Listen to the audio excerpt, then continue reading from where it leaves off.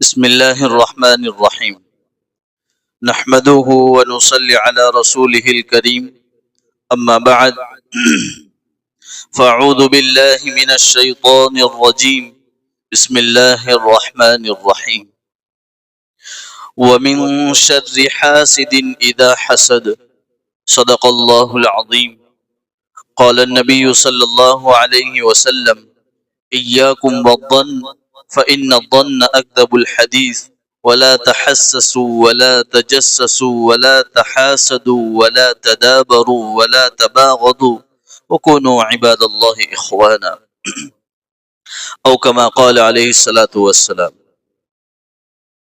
محترم دوستو، بزرگو، دین ایمانی بھائیو، اللہ رب العزت نے ہم انسانوں کو اپنی زندگی خوبصورت کیسے بن جائے اور اپنی زندگی راحت، چین، سکون اور اطمینان والی کیسے بنے، اس کے لیے اللہ رب العزت نے بہت ساری چیزیں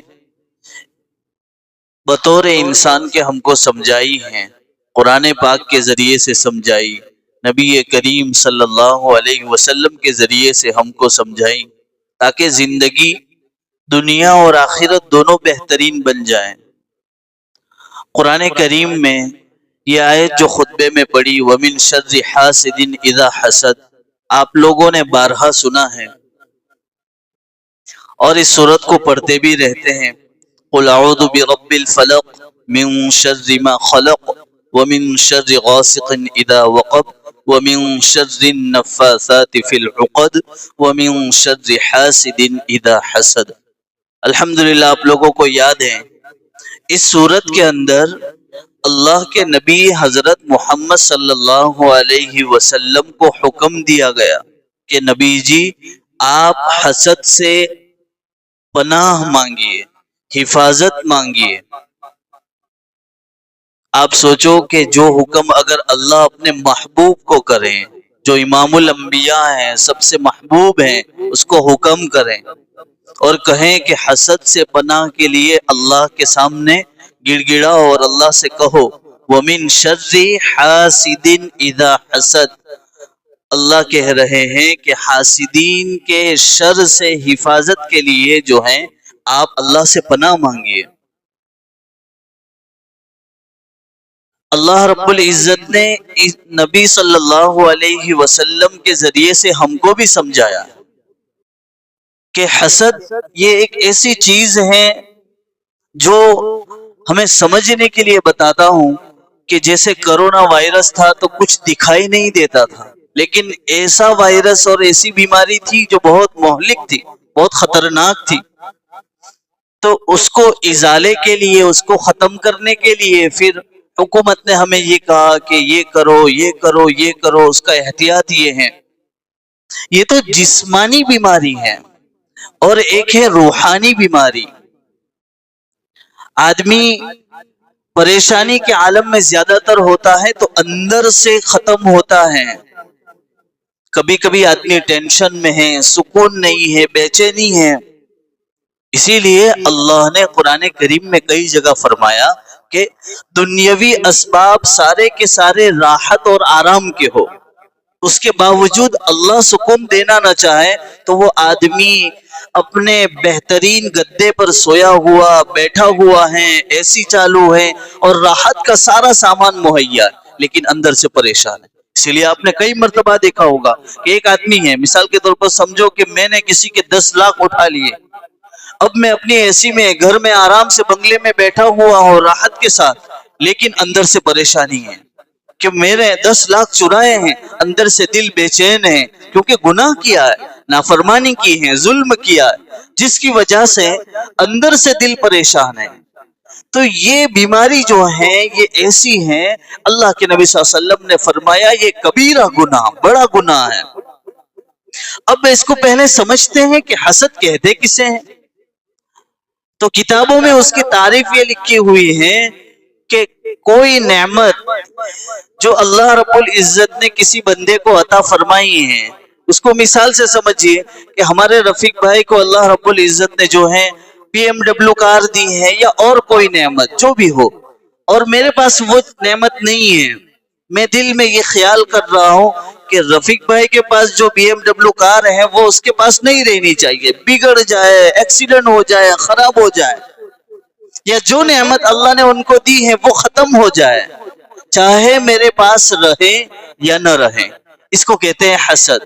کوئی بھی، یہ تو ایک مثال دی ہے کہ پیسے کی نعمت، مال و دولت کی نعمت، یا پھر گھر کاروبار کی نعمت، جو نعمت اللہ نے کسی بندے کو دی ہے تو سامنے والا بندہ حاسد، جو حسد کرنے والا ہے، وہ اپنے دل کے اندر یہ خیال کرتا ہے، اپنے دل میں یہ تصور قائم کرتا ہے کہ فلاں کو جو نعمت ملی ہے وہ نعمت اس کے ہاتھ سے چلی جائے، چاہے میرے پاس رہے یا نہ رہے۔ یہ کبیرہ گناہ ہے اور یہ عام ہے۔ کسی کو آپ پوچھیں گے، اور مثال کے طور پر جیسے رفیق بھائی جو ہے مالدار آدمی ہے، میں غریب آدمی ہوں، یا اس کا الٹا کہ رفیق بھائی غریب آدمی ہے اور میں مالدار آدمی ہوں۔ کوئی شخص آیا، میں نے کہا میرے پاس پیسے ہیں، میں رفیق بھائی کو دینا، انہیں نہیں اپنو ایرا 4 ویل مفر ہے، وہ تو 2 ویل لے کے گھومتا ہے، 4 ویل میں اچھا کھانا کھاتا ہے۔ اللہ کے بندو، وہ کھانا الگ، اس کا گھومنا الگ، لیکن واقعیتاً وہ اندر کے حالات کیا ہیں؟ تو یہ تو کیا ہوا؟ حسد اندر سے بول رہا ہے کہ نہیں نہیں نہیں نہیں، یہ کوئی چیز نہیں ہے۔ تو یہ حسد ہے، جو بیماری ہے۔ اللہ نے خود ہمارے نبی کو یہ حکم دیا کہ آپ جو ہیں اس حاسدین سے، جو تمہارے پر حسد کرتے ہیں، تمہارے لیے برا سوچتے ہیں، ان سے پناہ مانگو اللہ کے لیے کہ اے اللہ، ان حاسد جو حسد کرنے والے ان سے پناہ مانگتا ہوں۔ اور یہ بیماری بالکل عام ہے، عام ہے، اسی لیے ہر ایک شخص حسد کی بیماری میں مبتلا ہے۔ اور یہ ایسا وائرس ہے، بہت ساری چیزیں وہ ہیں، مولانا طارق جمیل صاحب فرماتے ہیں کہ جو ہے بہت ساری بیماری وہ ہیں، جسمانی، روحانی، اس کا کوئی نہ کوئی وظیفہ ہے کہ بھائی یہ وظیفہ پڑھو۔ جیسے کوئی بیماری ہوتی ہے اس کی دوا ہوتی ہے، اسی طرح جسمانی اور روحانی بیماری ہے، اس کا کوئی وظیفہ کہ یہ آیت پڑھ لو، استغفر اللہ پڑھو، نستغفر اللہ پڑھو، درود شریف پڑھو، یہ کرو۔ لیکن حسد کا کوئی علاج نہیں ہے سوائے اس کے کہ وہ اللہ سے یہ پناہ مانگے، وَمِن شَرِّ حَاسِدٍ إِذَا حَسَدَ۔ اسی لیے جس کو سحر ہوا ہو، جادو ہوا ہو، دل کا پریشان ہو، دل بے چین رہتا ہو، ہمیشہ غم میں ڈوبا ہوا رہتا ہو، اس کو یہ سورت پڑھنی چاہیے، قُلْ أَعُوذُ بِرَبِّ الْفَلَقِ مِن شَرِّ مَا خَلَقَ، پوری سورت پڑھتے رہیں۔ اس لیے بارہا جب کسی کو کوئی کہتا ہے دم کر کے دو تو ہم کیا پڑھ کے دیتے ہیں؟ کوئی الحمد شریف پڑھ کر دیتا ہے، 4 قل پڑھ کے دیتا ہے، کوئی جو ہے آیت الکرسی پڑھ کے دیتا ہے۔ کیا مطلب ہے؟ اللہ نے اس میں شفا رکھی ہے۔ حسد لگتا ہے، نظر لگتی ہے، یہ چیزیں ہیں جو اندر سے آدمی کو ختم کرتی ہے۔ اللہ کے نبی صلی اللہ علیہ وسلم نے فرمایا، ایاکم والظن فإن الظن اکذب الحدیث ولا تحسسوا ولا تجسسوا ولا تحاسدوا ولا تدابروا ولا تباغضوا وكونوا عباد اللہ اخوانا، کہ حسد سے بچنا، حسد سے بچنا، کیونکہ ایسی بیماری ہے جو اپنے بھائی کو خراب کر دے گی۔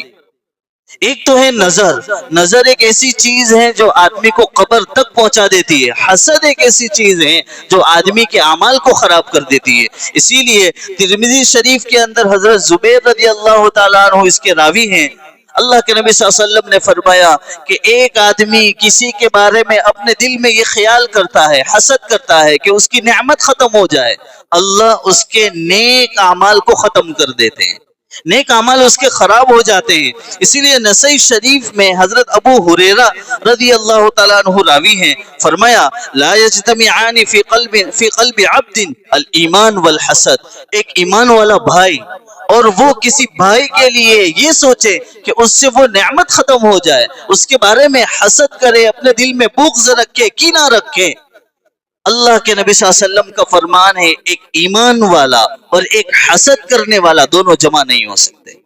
اب بات سمجھ رہے ہیں؟ ایسا سمجھو اس کو مثال سے، جیسے ابھی سورج نکلا ہے، بھلے دکھتا نہیں ہے، سورج نکلنا، یہ دن کی روشنی کا ہونا اس بات پر دلالت کرتا ہے کہ سورج نکلا ہوا ہے۔ ابھی آپ کہہ سکتے ہیں چاند نکلا ہے؟ نہیں کہہ سکتے، دن اور رات دونوں ایک ساتھ جمع نہیں ہو سکتے ہیں۔ اسی طرح ایک ایمان والا اور ایک حسد کرنے والا، اللہ کے نبی کا فرمان ہے کہ وہ دونوں جمع نہیں ہو سکتے۔ کتنی بری چیز ہے، اللہ کے نبی نے کتنی بری چیز بتایا ہے. اسی چیز کو سمجھنا ہے. اللہ نے کسی کو نعمت دی ہے, کوئی اللہ نے اپنے فضل و کرم سے اس کے بزنس میں, اس کے کاروبار میں, روزی میں, کسی چیز میں بھی برکت دی ہے, تو اس کا مطلب یہ نہیں کہ ہم اس سے جلیں, ہم اپنے دل میں اس کا جلن رکھیں اور اس کو جو ہے اپنے دل میں لوگوں کو کہیں, برا بھلا کہیں. یہ حسد ہے. اور ایک چیز ہے جو جائز ہیں اس کو کہتے ہیں غیبتہ. فضائل اعمال میں بھی حضرت شیخ نور اللہ مرقدہ نے لکھا ہے, ایک بھائی ہے جیسے ہمارا رفیق بھائی ہے, اس کے پاس کوئی نعمت ہے اور وہ نعمت میں چاہتا ہوں جیسے ان کے پاس جو ہے اچھے کپڑے ہیں, اچھی گاڑی ہے, اچھا گھر ہے, میں دیکھ رہا ہوں کہ ماشاءاللہ اچھے گھوم پھر رہے ہیں, کھا پی رہے ہیں اور بہت بہترین زندگی گزار رہے ہیں. میں نے دیکھا, اپنے دل میں سوچا یا اللہ ایسی زندگی میری بھی ہو جاتی. میں ان کی نعمت پر حسد نہیں کر رہا ہوں, ان کی نعمت ختم ہو جائے یہ میرے دل میں خیال نہیں. ماشاءاللہ اللہ ان کو خوب ترقی دے. اپنے لیے یہ سوچ رہا ہوں کہ اللہ اگر یہ مال میرے پاس ہوتا تو میں بھی اللہ کے راستے میں خرچ کرتا, غریبوں کی مدد کرتا, اس طرح گاڑی ہوتی تو میں گھومتا, اس طرح کپڑے ہوتے تو میں پہنتا, یہ وہ فلاں جو بھی دنیاوی اخروی دونوں نعمتیں. ایک حافظ ہے, میں حافظ ہوتا, عالم ہوتا, میں قاری ہوتا, یہ چیزیں تو اس پر کہتے ہیں یہ غیبتہ ہے, حسد نہیں. اس کو کہتے ہیں غیبتہ, رشک کسے اردو میں کہتے ہیں رشک. اور یہ جائز ہے کہ ایک آدمی اللہ سے یہ دعا کرے کہ اللہ تو نے اس کو نعمت دی ہے, اللہ تو مجھے بھی دے سکتا ہے, میں تجھ سے دعا مانگتا ہوں. تو یہ تو صحیح ہے کہ ہم اللہ سے یہ دعا مانگے کہ فلاں بھائی کو اللہ تو نے یہ نعمت دی ہے, ماشاءاللہ, الحمدللہ, سبحان اللہ, اللہ خوب برکت دے.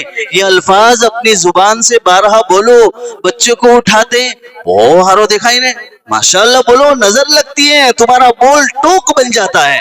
ماشاءاللہ بولو. کوئی چیز ہے, کوئی نعمت دیکھی ہے, یا کسی آدمی کو اچھے کپڑا پہنا ہوا دیکھا, اچھی گاڑی میں گھومتا ہوا دیکھا, یا جو ہے اس کا بولنا پسند ہے, اس کی قرات پسند ہے, اس کا چلنا پسند ہے, جو بھی چیز ہے ماشاءاللہ, سبحان اللہ, الحمدللہ, اللہ کی تعریف کرو. اللہ قرآن میں کہتا فتبارک اللہ احسن الخالقین. یہ کائنات کا جو نظم و نظام ہے, خوبصورتی ہے, خالقین اللہ کی ہے, اللہ کی نعمت ہے, تو اللہ کا شکریہ ادا کرے کہ سبحان اللہ, الحمدللہ یہ کہے.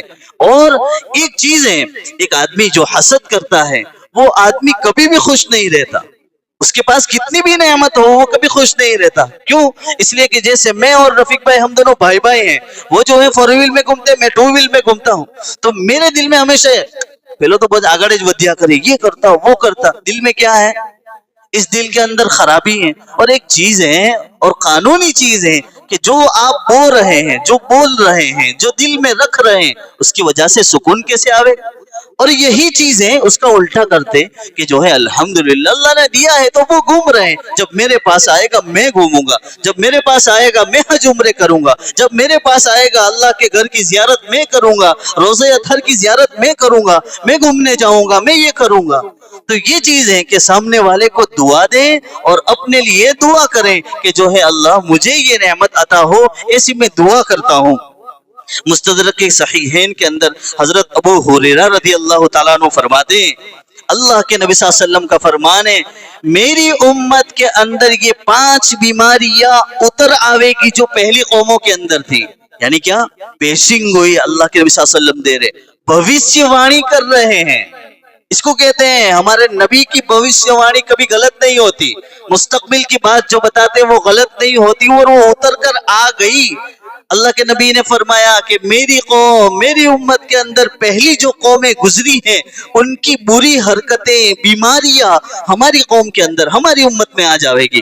جب صحابہ نے سنا تو فوراً پوچھا اللہ کے نبی صلی اللہ علیہ وسلم بتائیے وہ کون سی بیماری ہے جو ہماری امت کے اندر آ جاوے گی؟ اللہ کے نبی صلی اللہ علیہ وسلم نے فرمایا تکبر. پہلی چیز بتائی تکبر, بڑائی مارنا, آئی ایم سم تھنگ, میں سب سے اچھا ہوں. یہ چیز اللہ کے نبی صلی اللہ علیہ وسلم نے فرمایا. اور آپ بتاؤ کہ نہیں ہے, یہ چیز ہمارے اندر اتر آئی. اس کے بعد دوسری بیماری بتائی کہ اترانا. جب کوئی آدمی ایسا سمجھو بلیٹ سے اتر رہا تو اپنی ایکٹنگ ہی, چلنے کی ایکٹنگ بدل جاوے, کوئی بڑی گاڑی سے اترے تو اپنے چلنے کی ایکٹنگ الگ, کپڑے وپڑے ہیں تو یوں بتا رہا ہے, یہ اترانا کہتے ہیں. پیسے ہیں تو اس کو بار بار یوں لوگوں کے سامنے گن کر بتا رہا ہے. اللہ کے نبی صلی اللہ علیہ وسلم کا فرمان کہ پہلی قومیں ایسا کرتی تھی، یہ پیشنگ ہوئی ہمارے نبی کی، یہ قوم ایسا کرنے لگے گی، اور یہ بیماری ہے مال کی کثرت کا اظہار۔ بہت پیسے اللہ نے دیے، اللہ کی نعمت ہے، اللہ نے دیے ہیں تو اس کا اظہار کرتے ہیں، لوگوں کو بتاتے کہ میرے پاس بہت مال ہے۔ چوتھی بیماری بتائی کہ دنیاوی اسباب میں مقابلہ کریں گے، ایک دوسرے سے مقابلہ، آئے آ کئی رو نے مارا پوئرا نے انتھی ڈبل پہ رہا ہوں ہمجھے، اس طرح بچے کو اچھے سے اچھا پہنانا، اپنی بیوی کو، اپنے گھر والوں کو اچھے سے اچھا پہنانا، کھلانا پلانا گھمانا بہت اچھی چیز ہے، لیکن اگر نیت یہ ہو گئی کہ فلاں ایسا کرتا ہے، آپ بھی کئی نلہ مانس تھوڑی جے اور اوپر بڑھ گئے ہیں، تو یہ تکبر ہے، مال کی کثرت، لوگوں کو بتانا، ریاکاری ہو گئی، تو یہ تو گناہ ہے۔ اور پانچویں چیز بتائی بغض رکھنا اور سرکشی کرنا، اپنے دل میں من میں کھوٹ رکھنا، اور اللہ کے نبی نے فرمایا یہ بیماری ہمارے اندر اتر آئے گی۔ مسند احمد کے اندر حضرت انس بن مالک رضی اللہ تعالیٰ عنہ اس کے راوی ہیں، ایک مرتبہ اللہ کے نبی صلی اللہ علیہ وسلم نے فرمایا جو حسد نہ کریں، اپنے من میں اپنے دل میں اس دل کے اندر کسی کی برائی نہ رکھے، اللہ کے نبی نے فرمایا جنت کی خوشخبری لے کر چلے جاؤ، جنت کی خوشخبری۔ اب بتاؤ کہ اسلام برائی پھیلا رہا ہے یا پھر بلائی کہہ رہا ہے؟ اسلام تو کہہ رہا ہے کہ اس دل کے اندر کسی کی برائی نہ ہو، کسی کی حسد نہ ہو، غیبت نہ ہو، بغض نہ ہو، کینہ نہ ہو، کپٹ نہ ہو۔ اور کیسی خوشخبری سنائی؟ ہمارے نبی صلی اللہ علیہ وسلم بیٹھے ہوئے تھے، یہ صحابہ کرام کا مجمع بیٹھا ہوا تھا، اللہ کے نبی نے فرمایا ایک شخص وہاں سے آوے گا، جیسے آپ لوگ بیٹھے، ہمارے نبی نے یہاں سے کہا ایک شخص آوے گا، وہ جنتی آدمی ہے۔ اب صحابہ میں تو ایسی چیز تھی، ابھی آپ کو کہیں کہ ایک شخص آنے والا ہے جو ایسا ہے ویسا ہے تو سب کی نظریں وہاں جاوے گی، صحابہ کی فوراً کہے کہ کون آنے والا ہے؟ ادھر سے تھوڑی دیر کے بعد ایک انصاری صحابی آئے جن کی داڑھی سے جو ہے پانی کے قطرے، وضو کر کے آئے تھے تو پانی کے قطرے جو ہے گر رہے تھے، اور ایک بائیں ہاتھ کے اندر اپنے جوتے پکڑے ہوئے تھے، گزر کر چلے گئے اپنا کام کرتے ہوئے۔ دوسرا دن ہوا، اللہ کے نبی نے پھر فرمایا کہ جو ہے ایک شخص ابھی آئے گا جو جنتی ہے، وہی انصاری صحابی تھے، پھر سے وہاں سے گزرے۔ تیسرا دن ہوا، اللہ کے نبی نے فرمایا ایک شخص ابھی یہاں سے گزرے گا، وہ جنتی آدمی ہے۔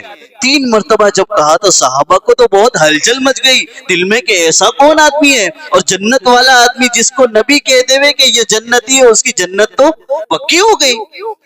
اللہ کے نبی کا یہ فرمانا تھا۔ حضرت عبداللہ بن عمرو بن عاص رضی اللہ تعالیٰ عنہ جو ہے فوراً اس کے پیچھے پیچھے لگے سی آئی ڈی کی طرح کہ دیکھو اس کے اعمال کیسے ہیں، دیکھنے پڑیں گے کون سے اعمال کرتا ہے جس کی وجہ سے شارٹ کٹ جنت کا پکڑ لیا، تو دیکھتے ہیں۔ تو جو ہے یہ فلاں حضرت کے پاس گئے، انصاری کے پاس، اور کہنے لگے کہ حضرت میرے ابا کے ساتھ جھگڑا ہو گیا ہے اور 3 دن تک میں نے قسم کھائی ہے کہ میں ابا کے گھر نہیں جاؤں گا، تو حضرت اب میرے کھانے پینے کے لالے ہیں، یہ پریشانی ہے، اور عرب تو مہمان نواز ہوا کرتے تھے، جو کہا کہ ٹھیک ہے آپ میرے گھر تشریف لے آئے۔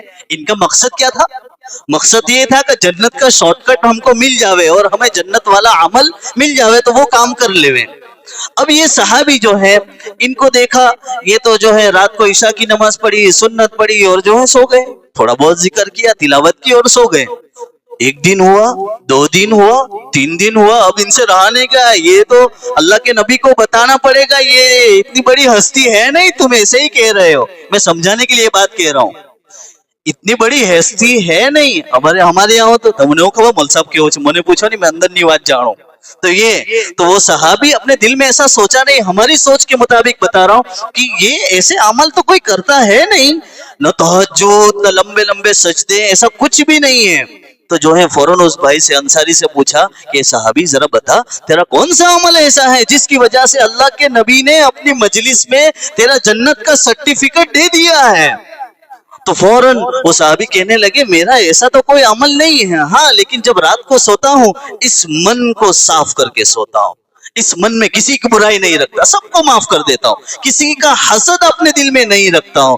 تو فوراً وہ صحابی کہنے لگے ہاں من کا صاف ہے، اس کی وجہ سے جو ہے اللہ کے نبی نے اس من کے آئینے کو صاف دیکھ کر اس کا چہرہ دیکھ لیا، اور جو ہے اس کی وجہ سے جنت کی بشارت دے دی. تو یہ چیز ہے کہ اپنے من کو صاف رکھو گے تو انشاءاللہ اپنی زندگی خوبصورت بن جاوے گی. یہ حسد جو ہے ہمیں ہلاکت میں ڈال سکتی ہے. اسی لیے معجم کبیر میں زمرہ بن ثعلبہ رضی اللہ تعالی عنہ فرماتے ہیں کہ ہمیشہ بھلائی میں رہنا چاہتے ہو، ہمیشہ سکون چاہتے ہو تو یہ کام کر لو کہ حسد چھوڑ دو. کسی کا برا بولے گے نہیں. میں دیکھو کسی کو پرائیویٹ میں، جیسے رفیق بھائی میرے پاس اکیلے میں آوے، میں کہوں کہ مرتضی بھائی ایسے فلاں ایسے فلاں ایسے، یہ جائیں گے کسی اور ان کا دوستار ہوگا، ان سے جا کر کہیں گے فلاں مول صاحب وہ کتنا ہوتا فلاں ایسا فلاں، تو کیا ہوگی؟ برائی تو آگے چلتی ہی رہی. اور جو بولا وہ دل کے اندر ہے تو وہ پریشان کرے گا. وہ وائرس اندر گھسا ہوا ہے تو پریشان کرے گا. اس لیے کسی کو برا بولو نہیں، کسی کا برا دیکھو نہیں، کسی کا برا سنو نہیں. تو یہ چیز ہے کہ اگر زندگی میں یہ لے لیا تو زندگی پرسکون ہو جائے گی. ہم کو کسی کی پنچایت کرنے کی کوئی ضرورت نہیں. اللہ جانے اس کا بندہ جانے. ہم کو کیا ہے؟ اپنی آخرت بنانی ہے، اپنی زندگی بنانی ہے. یہ چیز ہے. معارف مثنوی کے اندر حکیم الامت مولانا اشرف علی تھانوی صاحب نور اللہ برقدہ نے لکھا ہے حسد سے بچنا ہو تو بہت بہترین ہے. 5 کام کر لو. پہلا کام، جس کے بارے میں حسد ہے، جیسا لگ رہا ہے میرے کو کہ رفیق بھائی بہت آگے بڑھ رہے ہیں تو میں ان کے لیے دعا کروں. مشکل ہے. ایک سالک نے جو ان کے مرید تھے انہوں نے پوچھا تو انہوں نے یہ خط میں لکھ کر دیا تھا کہ جو ہے جس کے بارے میں حسد ہو رہا ہے ان کے لیے دعا کرو. دوسرا کام یہ کرو کہ اپنی بیٹھک میں جو ہے ان کی تعریف کرو. یہ تو ہوتا نہیں ہے، لیکن کہا کہ اگر دل کو منانا ہے تو اس کے بارے میں اپنے تعریف کرو. اور جو ہے کبھی کبھی ہدیہ اور گفٹ ان کو دے دیا کرو جن کے بارے میں برائی کر رہے ہیں. اور فرمایا کہ کبھی کبھی مہینے میں 2 مہینے میں ناشتے میں یا کھانے پہ ان کو دعوت دے دیا کرو. اتنا کام آسان ہے. اور آخری بات یہ کہی کہ جب سفر میں کہیں نکلنا ہو گھومنے کے لیے، حضرت ویسے بھی جس سے حسد ہو رہا ہے اس کو کہو آج تو میں ساپوتارا فروا جاتا ہوں، اس کو ملاقات کر کے جاؤ. اور ریٹرن میں آؤ تو وہاں سے شہد یا کوئی گفٹ لے کر آ جاؤ. ان کو کہو میں ساپوتارا گیا تھا تو وہاں سے یہ لے کر آیا ہوں. وہ بندہ ایک بار آپ سے حسد کرے گا، 2 بار کرے گا، دل سے اندر سے ختم ہو جاوے گا. اسی لیے مولانا احمد پرتاپ گڑھی صاحب کے شعر میں لکھا ہوا ہے حسد کی آگ میں کیوں جل رہے ہو، حسد کی آگ میں کیوں جل رہے ہو، کفے افسوس کیوں مل رہے ہو، خدا کے فیصلے سے کیوں ہو ناراض، جہنم کی طرف کیوں چل رہے ہو. یہ چیز ہے کہ زندگی پھر اور خراب ہو جاوے گی، پریشانی کے اندر مبتلا ہو جاوے گی. بہت ساری چیزیں ہیں. اس کے بعد بھی اللہ رب العزت مجھے آپ کو کہنے سننے سے زیادہ عمل کی توفیق عطا فرماوے. ہمارے یہاں ڈابیل میں نوساری ضلع کا مشورہ اجتماع ہے، تو وہ 1 تاریخ کو یعنی آئندہ مہینے کی 1 تاریخ عصر کے بعد سے شروع ہوگا اور جو ہے دوسرے دن ظہر میں دعا ہو جاوے گی. تو یہ ایک اجتماع ہے جس کے اندر جو ہے اپنے آپ کو شریک کرنا ہے. تو آپ لوگ بھی اپنے وقت کی قربانی دے کر دیکھیں کہ اجتماع کیسے ہوتا ہے، اپنے آپ کو شریک کریں. کیونکہ جو ہے کبھی کبھی اللہ ایسی وجہ سے جسی مجلس میں جڑتے ہیں اللہ اس کی وجہ سے مغفرت بھی فرما دیتے ہیں، ہمارا بیڑا پار ہو جاوے گا. تو یہ چیز ہے کہ جو ہے جمعہ کے دن آئندہ جمعہ کو یہ تاریخ آنے والی ہے تو جمعہ کی عصر سے مغرب میں پہلی مجلس ہوگی اور اس کے بعد جو ہے دوسرے دن تو وہاں قیام طعام کے لیے جو بھی ہے وہ نظام رہے گا. آپ جو بھی لوگ اپنا وقت فارغ کر کے پہنچنے کی کوشش کریں. وآخر دعوانا